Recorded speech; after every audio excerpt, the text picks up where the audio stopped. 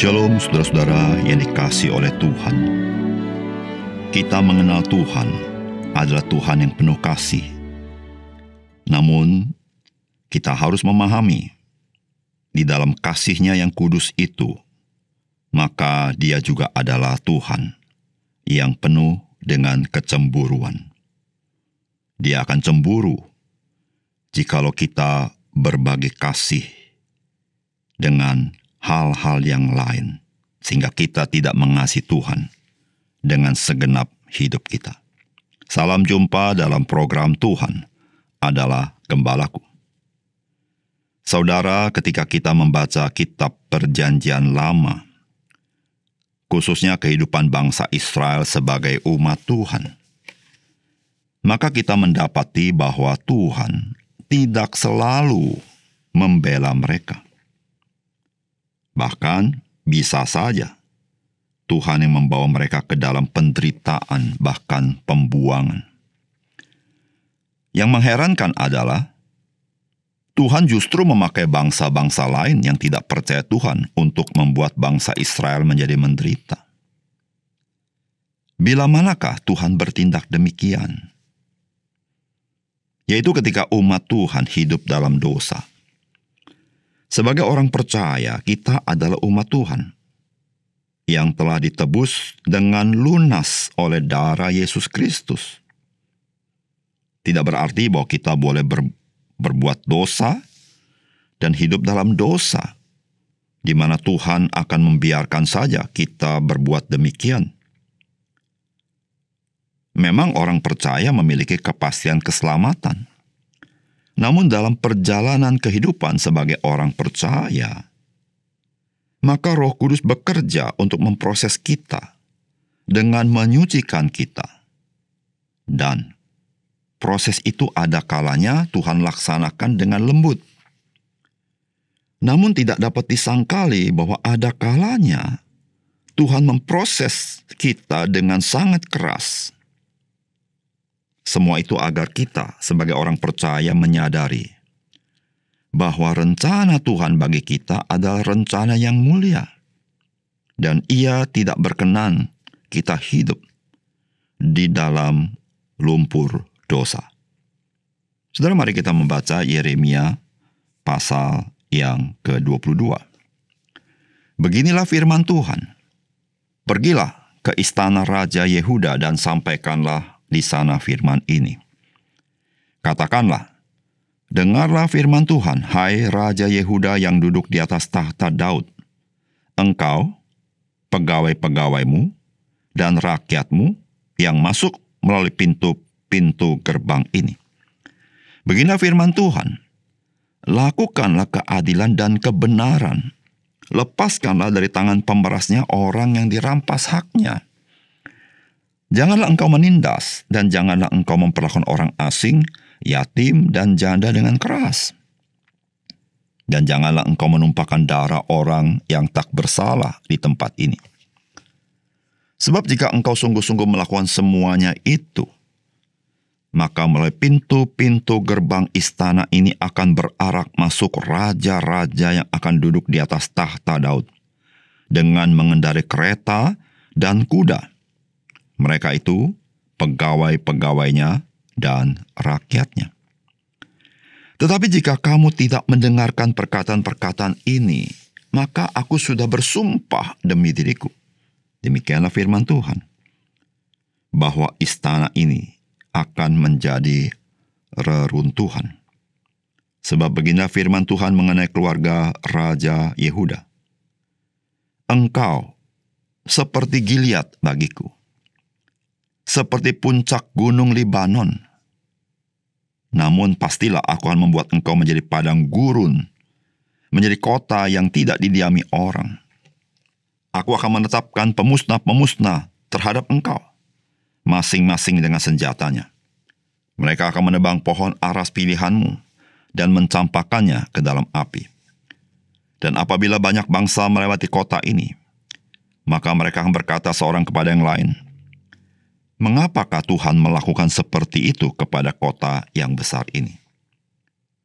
Orang akan menjawab, oleh karena mereka telah melupakan perjanjian Tuhan Allah mereka, dan telah sujud menyembah kepada Allah lain dan beribadah kepadanya. Janganlah kamu menangisi orang mati, dan janganlah turut berduka cita karena dia. Lebih baiklah kamu menangisi dia yang sudah pergi, sebab ia tidak akan kembali lagi. Ia tidak lagi akan melihat tanah kelahirannya. Sebab beginilah firman Tuhan mengenai Salum bin Yosia, Raja Yehuda, yang telah menjadi raja menggantikan Yosia ayahnya, dan yang telah meninggalkan tempat ini. Ia tidak lagi akan kembali ke sini, tetapi ia akan mati di tempat pembuangannya, dan tidak akan melihat negeri ini. Celakalah dia yang membangun istananya berdasarkan ketidakadilan, dan anjungnya berdasarkan kelaliman, yang mempekerjakan sesamanya dengan cuma-cuma dan tidak memberikan upah kepadanya, yang berkata, aku mau mendirikan istana yang besar, lebar, dan anjung yang luas lapang. Lalu menetas dinding istana, membuat jendela, memapani istana itu dengan kayu aras dan mencatnya merah. Sangkamu, rajakah engkau, jika engkau bertanding dalam hal pemakaian kayu aras? Tidakkah ayahmu makan minum juga dan beroleh kenikmatan? Tetapi ia melakukan keadilan dan kebenaran, serta mengadili perkara orang sengsara dan orang miskin dengan adil. Bukankah itu namanya mengenal aku? Demikian firman Tuhan. Tetapi matamu dan hatimu hanya tertuju kepada pengejaran untung, kepada penumpahan darah orang yang tak bersalah, kepada pemerasan dan kepada penganiayaan. Sebab itu beginilah firman Tuhan mengenai Yoyakim bin Yosia, Raja Yehuda. Orang tidak akan meratapi dia. Aduhai abangku, aduhai kakakku. Orang tidak akan menangis dia. Aduhai Tuan, aduhai Sri Paduka. Ia akan dikubur secara penguburan keledai, diseret dan dilemparkan keluar pintu-pintu gerbang Yerusalem. Naiklah ke gunung Libanon dan berteriaklah. Perdengarkanlah suaramu di pegunungan Basan. Berteriaklah dari pegunungan Abarim, sebab semua kekasihmu sudah hancur. Aku telah berbicara kepadamu selagi engkau sentosa, tetapi engkau berkata, aku tidak mau mendengarkan. Itulah tingkah langkahmu dari sejak mudamu, sebab engkau tidak mau mendengarkan suaraku. Semua orang yang menggembalakan kamu akan dihalau angin ribut, dan para kekasihmu akan diangkut tertawan. Pada waktu itu engkau akan menjadi malu dan bernoda dari sebab segala kejahatanmu. Hai engkau yang diam di gunung Libanon dan yang bersarang di pohon-pohon aras, betapa engkau akan mengeluh ketika kesakitan menimpa engkau, kesakitan seperti yang ditanggung perempuan yang melahirkan. Demi aku yang hidup, demikianlah firman Tuhan, bahkan sekalipun Konia bin Yoyakim, Raja Yehuda, adalah sebagai cincin meterai pada tangan kananku, namun aku akan mencabut engkau. Aku akan menyerahkan engkau ke dalam tangan orang-orang yang berusaha mencabut nyawamu, ke dalam tangan orang-orang yang kau takuti, ke dalam tangan Nebukadnezar Raja Babel, dan ke dalam tangan orang-orang Kasdim. Aku akan melemparkan engkau, serta ibumu yang melahirkan engkau, ke negeri lain, yang bukan tempat kelahiranmu. Di sanalah kamu akan mati. Tetapi ke negeri yang mereka rindukan untuk kembali ke situ, mereka tidak akan kembali. Adakah konya ini suatu benda yang hina, yang akan dipecahkan orang, atau suatu priuk yang tidak disukai orang? Mengapa kayak dicampakkan lemparkan ke negeri yang tidak dikenalnya? Hai negeri, negeri, negeri, dengarkanlah firman Tuhan. Beginilah firman Tuhan, catatlah orang ini sebagai orang yang tak punya anak, sebagai laki-laki yang tidak pernah berhasil dalam hidupnya. Sebab seorang pun dari keturunannya tidak akan berhasil duduk di atas tahta Daud dan memerintah kembali di Yehuda. Saudara yang dikasihi oleh Tuhan, Tuhan menasihati orang-orang Yehuda jikalau mereka hidup di dalam kehendak Tuhan, maka mereka akan tetap sebagai sebuah bangsa yang merdeka dan berdaulat. Namun jikalau mereka tetap di dalam dosa-dosa mereka maka mereka akan dibuang oleh Tuhan. Kejahatan para raja-raja mereka tidak pernah tanpa ditindak oleh Tuhan. Ketidaksalehan akan bermuara pada kejahatan ketidakadilan. Saudara, apakah pesan firman Tuhan bagi kita? Yang pertama, tanpa ketaatan kepada firman Tuhan, kita sebagai orang percaya tidak memiliki otoritas dan kuasa rohani. Saudara, firman Tuhan berkata, "Berlakulah adil dan jujur. Lepaskanlah orang yang diperas dari kekuasaan orang yang memerasnya. Janganlah menindas atau berbuat jahat terhadap orang asing, anak yatim, piatu, atau janda. Janganlah membunuh orang yang tak bersalah di tempat ini. Jika kamu sungguh-sungguh menjalankan perintah-perintahku ini, maka raja-raja yang memerintah seperti Daud akan memasuki gerbang-gerbang istana ini. Mereka bersama para pegawai dan rakyat mereka akan mengendarai kereta dan kuda. Tapi kalau kamu tidak mentaati perintah-perintahku, maka aku bersumpah bahwa istana ini akan menjadi puing. Aku Tuhan telah berbicara." Saudara, apa yang kita baca dari firman Tuhan adalah nasihat Tuhan kepada bangsa Yehuda, supaya mereka hidup di dalam kebenaran firman Tuhan. Sebenarnya mereka hidup seperti yang Tuhan kehendaki, yaitu taat kepada firman Tuhan. Sehingga bangsa Yehuda menjadi bangsa yang sentosa, bangsa yang sejahtera, karena pemimpin-pemimpinnya melakukan apa yang Tuhan perintahkan kepada mereka, yaitu mereka hidup dalam keadilan, kejujuran, kebenaran, kebaikan. Dan ketika mereka melakukan hal itu, maka Tuhan berjanji bahwa dikatakan raja-raja yang memerintah seperti Daud akan memasuki gerbang-gerbang istana ini. Artinya apa? Artinya bahwa bangsa Yehuda akan berdaulat dengan rajanya. Bangsa Yehuda menjadi bangsa yang merdeka. Bangsa Yehuda menjadi bangsa yang memiliki kekuasaan di dalam peta global dunia ini. Namun jikalau mereka tidak taat kepada Tuhan, maka mereka tidak memiliki kedaulatan dan tidak memiliki kuasa di dalam kehidupan mereka. Saudara, apa yang terjadi kepada bangsa Yehuda ini merupakan sebuah gambaran bagi kehidupan kita sebagai orang percaya. Saudara, berapa banyak orang percaya dalam kehidupannya tidak mempunyai pengaruh rohani kepada orang lain. Dalam kehidupannya tidak punya otoritas rohani. Tidak terpancar akan kuasa Roh Kudus dalam hidupnya. Saudara, ketaatan kepada firman Tuhan dan otoritas rohani dan kuasa rohani berjalan bersamaan.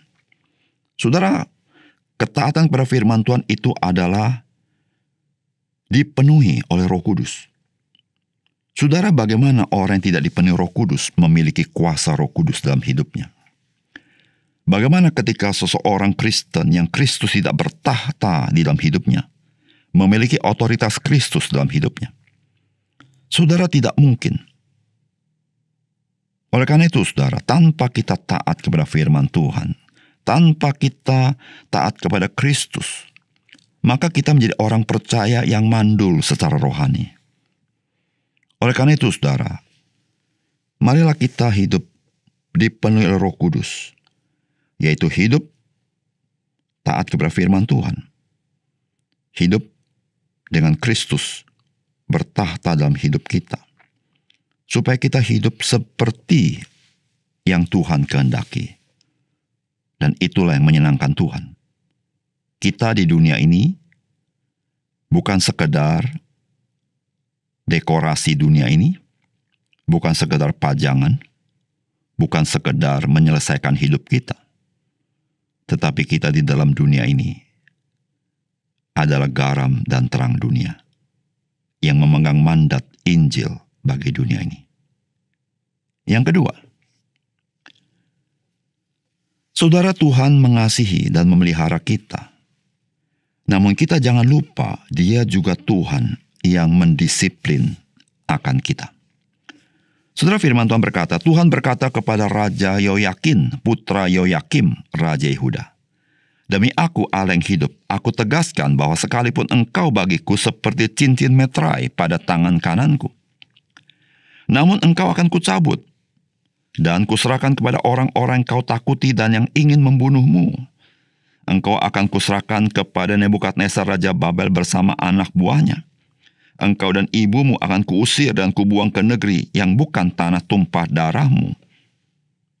Dan di sana kamu akan mati." Saudara, ini firman Tuhan datang kepada Raja Yoyakin. Dan apa yang Tuhan katakan itu terjadi.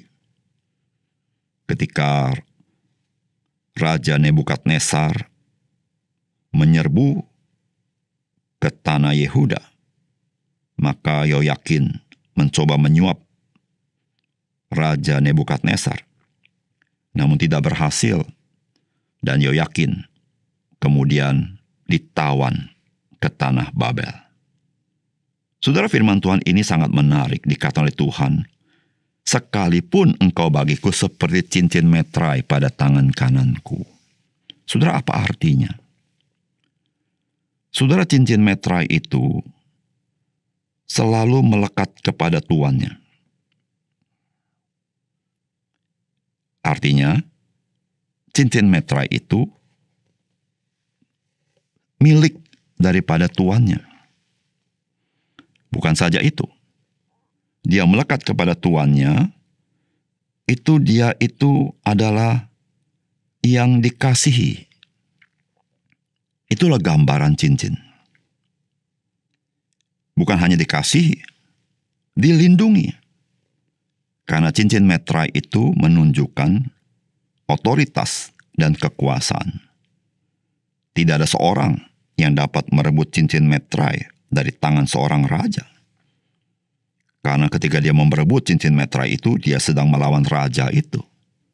Karena cincin meterai itu adalah tanda otoritas, kekuasaan, dan kehormatan seorang raja. Saudara, Yoyakin di hadapan Tuhan seperti itu. Saudara, tidak ada seorang pun yang dapat menghancurkan Yoyakin. Tidak dapat. Karena dia adalah cincin meterai pada tangan Tuhan.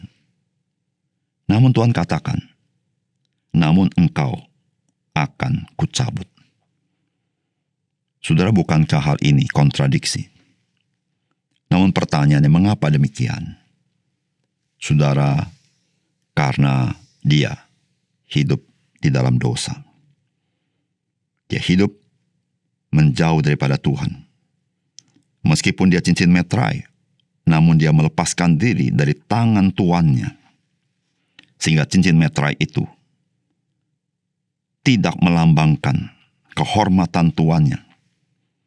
Cincin meterai itu tidak menyatakan kuasa sang tuannya, tetapi dia menjual diri kepada yang lain. Saudara, disitulah Tuhan berkata, "Namun engkau akan kucabut." Saudara yang dikasih oleh Tuhan, tidakkah kita tahu bahwa kita orang percaya adalah orang-orang dikasih oleh Tuhan yang telah dimeteraikan oleh Roh Kudus? Sebagai orang-orang yang berharga di mata Tuhan, memiliki kelekatan dan selalu melekat dengan Tuhan, dan menyatakan kuasa dan otoritas Tuhan, karena Roh Kudus diberikan kepada kita. Bukan saja itu, Tuhan menyatakan kemuliaannya melalui orang-orang percaya. Saudara, tetapi kita tidak boleh lupa, Tuhan yang mengasihi dan memelihara kita dan menaruh meterai kemuliaannya melalui Roh Kudus di dalam kita. Dia juga Tuhan yang mendisiplin kita. Jikalau kita hidup dalam dosa, maka Tuhan, Dia akan melakukan sesuatu dengan satu tujuan, bukan untuk membinasakan kita atau membuang kita ke dalam neraka, tetapi Dia ingin menguduskan kita, sehingga kita boleh memancarkan kemuliaan Tuhan, tidak mempermalukan Tuhan.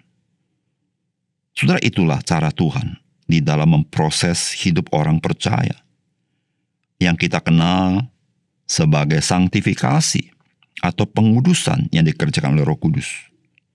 Oleh karena itu, saudara, ketika kita mengalami disiplin Tuhan, mari kita tahu sebagai orang percaya untuk bertobat dan kembali ke jalannya, agar Tuhan memakai hidup kita. Mari kita berdoa. Bapa surga, terima kasih untuk kebenaran firman Tuhan. Biarlah Tuhan memetraikan firman-Mu dalam hati kami, sehingga kami selalu mengingat firman Tuhan, supaya kami hidup di jalan-Mu ya Tuhan. Terima kasih Tuhan. Dalam nama Tuhan Yesus kami berdoa. Amin.